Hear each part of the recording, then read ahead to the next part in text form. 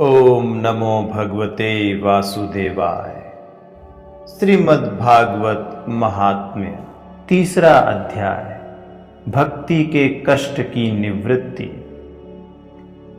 श्री नारद जी सनक आदि से कहते हैं, अब मैं भक्ति, ज्ञान और वैराग्य को स्थापित करने के लिए प्रयत्न पूर्वक श्री शुकदेव जी के कहे हुए भागवत शास्त्र की कथा द्वारा उज्जवल ज्ञान यज्ञ करूंगा।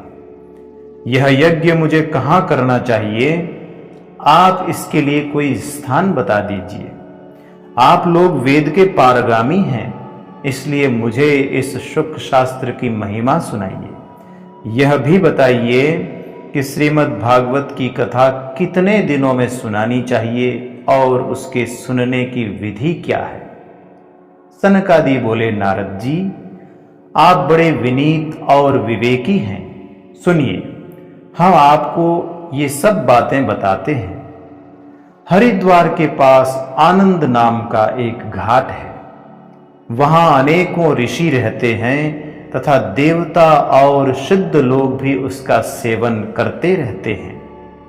भांति भांति के वृक्ष और लताओं के कारण वह बड़ा सघन है और वहां बड़ी कोमल नवीन बालू बिछी हुई है। वह घाट बड़ा ही सुरम्य और एकांत प्रदेश में है।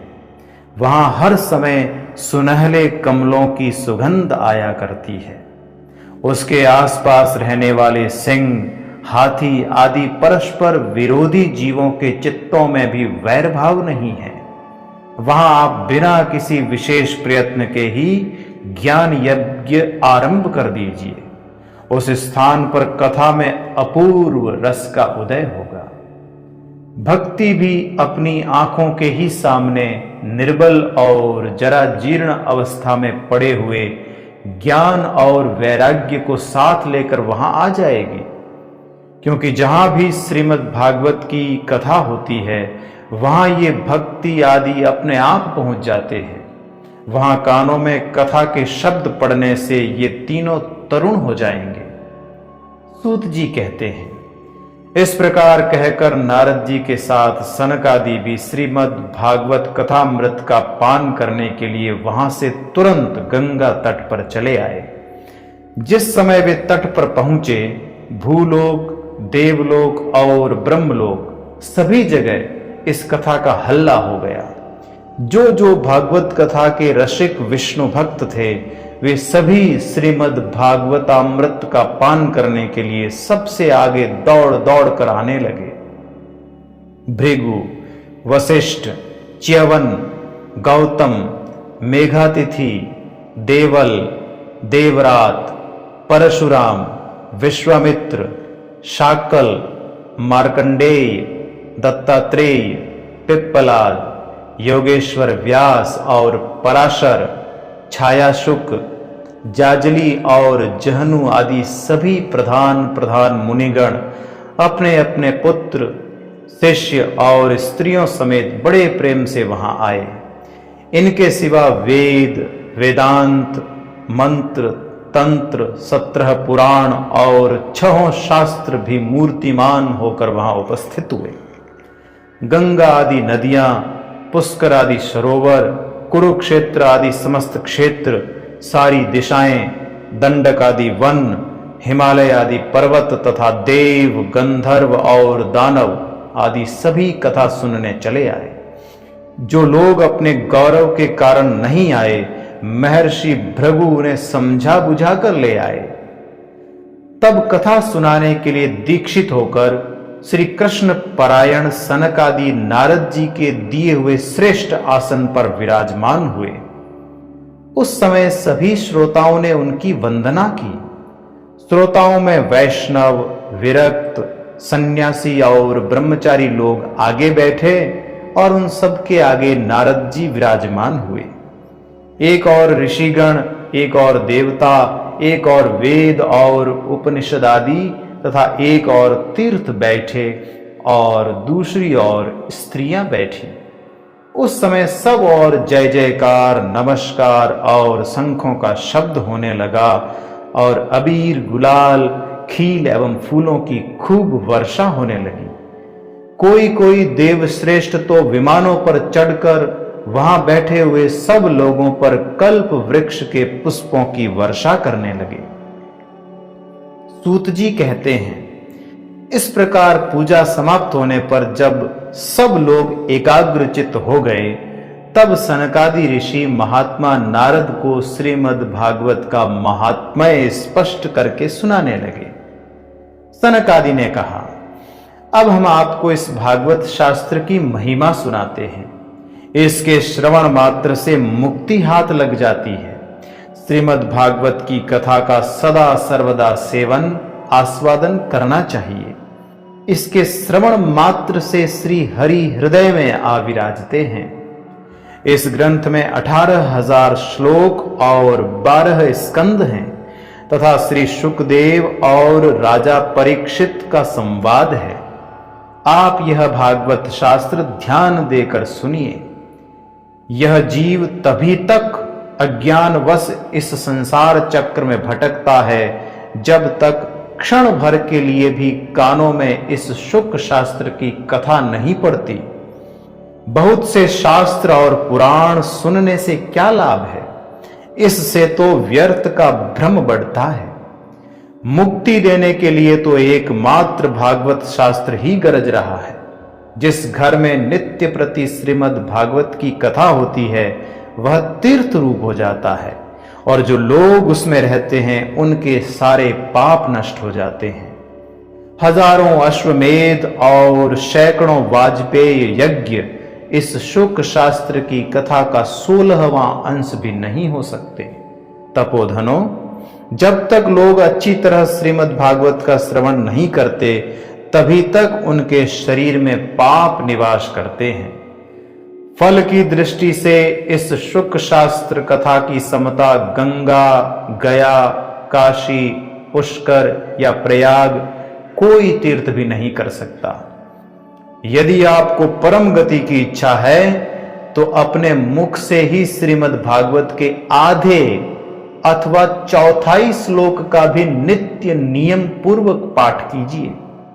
ओंकार, गायत्री, पुरुष सूक्त, तीनों वेद, श्रीमद् भागवत, ओम नमो भगवते वासुदेवाय, यह 12 मंत्र, 12 मूर्तियों वाले सूर्य भगवान, प्रयाग, संवत्सर रूप काल, ब्राह्मण, अग्निहोत्र, गौ, द्वादशी तिथि, तुलसी, वसंत ऋतु और भगवान पुरुषोत्तम, इन सब में बुद्धिमान लोग वस्तुतः कोई अंतर नहीं मानते।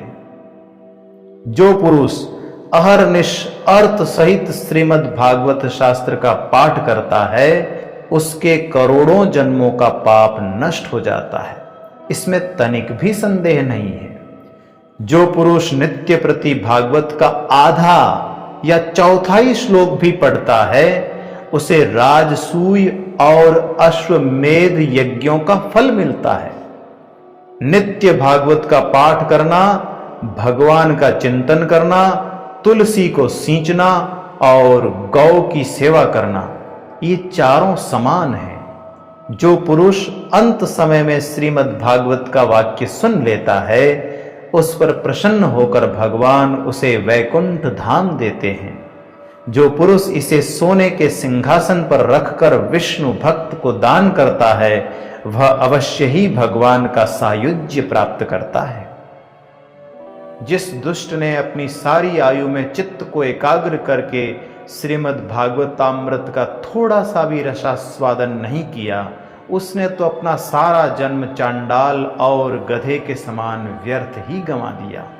वह तो अपनी माता को प्रसव पीड़ा पहुंचाने के लिए ही उत्पन्न हुआ। जिसने इस सुख शास्त्र के थोड़े से भी वचन नहीं सुने वह पापात्मा तो जीता हुआ ही मुर्दे के समान है। पृथ्वी के भार स्वरूप उस पशु तुल्य मनुष्य को धिक्कार है। यों स्वर्ग लोक में देवताओं में प्रधान इंद्रादि कहा करते हैं। संसार में श्रीमद् भागवत की कथा का मिलना अवश्य ही कठिन है। जब करोड़ों जन्मों का पुण्य होता है तभी इसकी प्राप्ति होती है।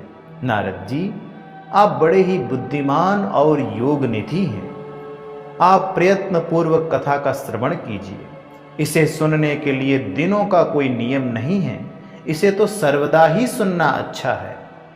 इसे सत्य भाषण और ब्रह्मचर्य पालन पूर्वक सर्वदा ही सुनना श्रेष्ठ माना गया है।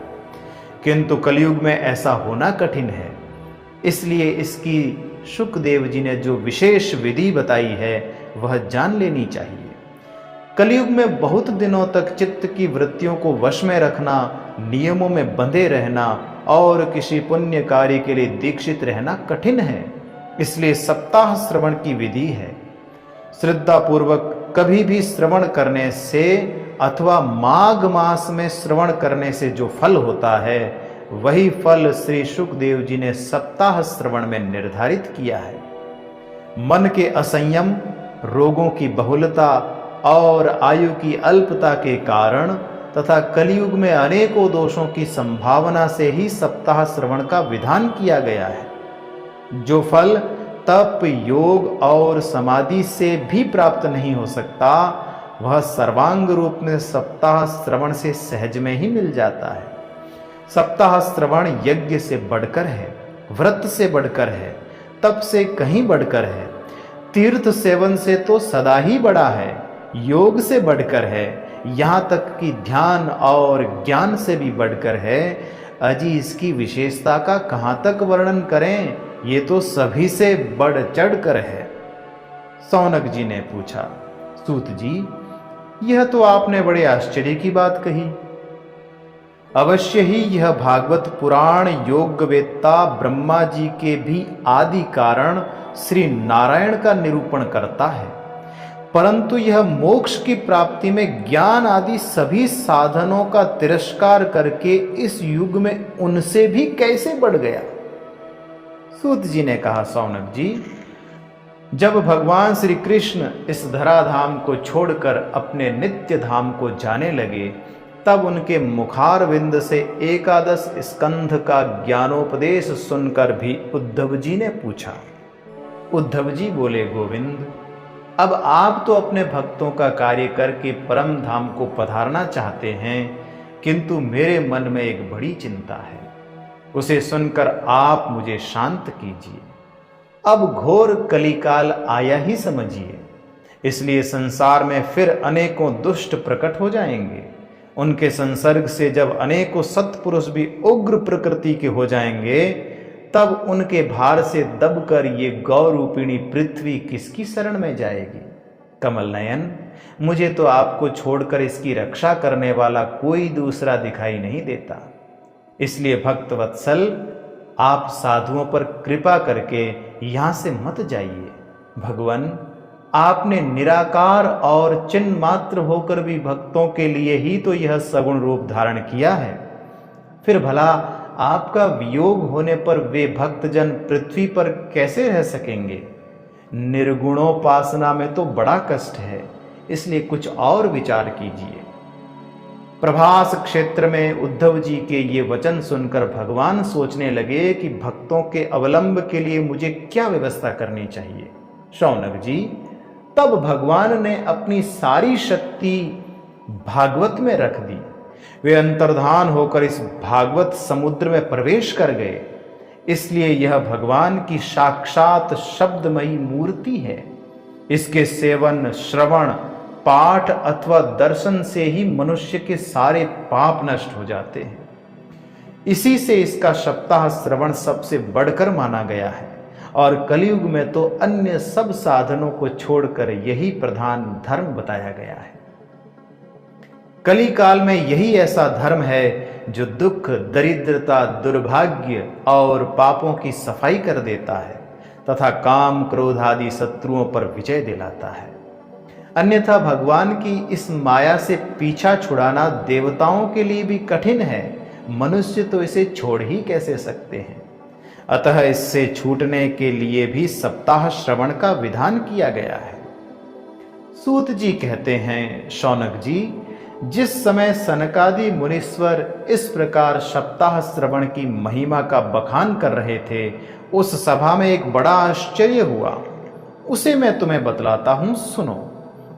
वहां तरुणावस्था को प्राप्त हुए अपने दोनों पुत्रों को साथ लिए विशुद्ध प्रेम रूपा भक्ति बार बार श्री कृष्ण गोविंद हरे मुरारे हे नाथ नारायण वासुदेव आदि भगवान नामों का उच्चारण करती हुई अकस्मात प्रकट हो गई।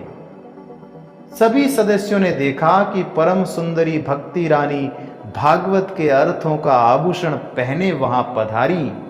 मुनियों की उस सभा में सभी यह तर्क वितर्क करने लगे कि ये यहां कैसे आई, कैसे प्रविष्ट हुई। तब सनकादि ने कहा, ये भक्ति देवी अभी अभी कथा के अर्थ से निकली है। उनके ये वचन सुनकर भक्ति ने अपने पुत्रों समेत अत्यंत विनम्र होकर सनत कुमार जी से कहा। भक्ति बोली, मैं कलयुग में नष्ट प्राय हो गई थी, आपने कथामृत से सींचकर मुझे फिर पुष्ट कर दिया। अब आप ये बताइए कि मैं कहाँ रहूं। यह सुनकर सनकादि ने उससे कहा, तुम भक्तों को भगवान का स्वरूप प्रदान करने वाली, अनन्य प्रेम का संपादन करने वाली और संसार रोग को निर्मूल करने वाली हो। अतः तुम धैर्य धारण करके नित्य निरंतर विष्णु भक्तों के हृदयों में ही निवास करो। ये कलयुग के दोष भले ही सारे संसार पर अपना प्रभाव डालें, किंतु वहां तुम पर इनकी दृष्टि भी नहीं पड़ सकेगी। इस प्रकार उनकी आज्ञा पाते ही भक्ति तुरंत भगवत भक्तों के हृदयों में जा विराजी। जिनके हृदय में एकमात्र श्री हरि की भक्ति निवास करती है, वे त्रिलोकी में अत्यंत निर्धन होने पर भी परम धन्य है, क्योंकि इस भक्ति की डोरी से बंधकर तो साक्षात भगवान भी अपना परम धाम छोड़कर उनके हृदय में आकर बस जाते हैं। भूलोक में यह भागवत साक्षात पर ब्रह्म का विग्रह है। हम इसकी महिमा कहां तक वर्णन करें। इसका आश्रय लेकर इसे सुनाने से तो सुनने और सुनाने वाले दोनों को ही भगवान श्री कृष्ण की समता प्राप्त हो जाती है। अतः इसे छोड़कर अन्य धर्मों से क्या प्रयोजन है। ओम नमो भगवते वासुदेवाय।